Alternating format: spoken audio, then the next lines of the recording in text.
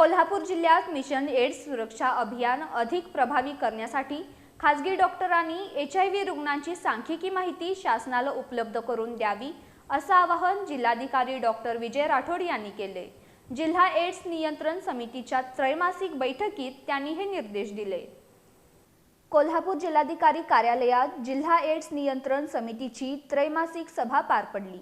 यावेळी जिल्हाधिकारी डॉक्टर विजय राठोड यांनी मिशन एड्स सुरक्षा अभियानांतर्गत देशाचे 95-95-95 उद्दिष्ट साध्य करण्यासाठी शासकीय यंत्रणेसोबतच खासगी डॉक्टरांचंही सहकार्य महत्त्वाचं असल्याचं सांगितलं। त्यांच्या दवाखान्यात उपचार घेणाऱ्या HIV रुग्णांची सांख्यिकी माहिती शासनाला दिल्यास संसर्ग नियंत्रणासाठी प्रभावी नियोजन करता येईल असं त्यांनी स्पष्ट केलं। यावेळी सर्व शासकीय रुग्णालये आणि प्राथमिक आरोग्य केंद्रांमध्ये गरोदर महिलांची HIV तपासणी 100% व्हावी, तसंच मिशन एड्स सुरक्षा आणि इंडेक्स तपासणी अभियान प्रभावीपणे राबवण्याच्या सूचना देण्यात आल्या।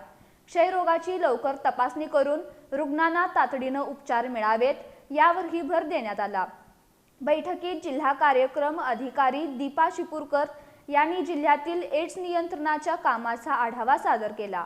गेल्या काही वर्षांच्या तुलनेत जिल्ह्यात नवीन HIV संसर्गितांची संख्या कमी होत असल्याची सकारात्मक माहिती त्यांनी दिली।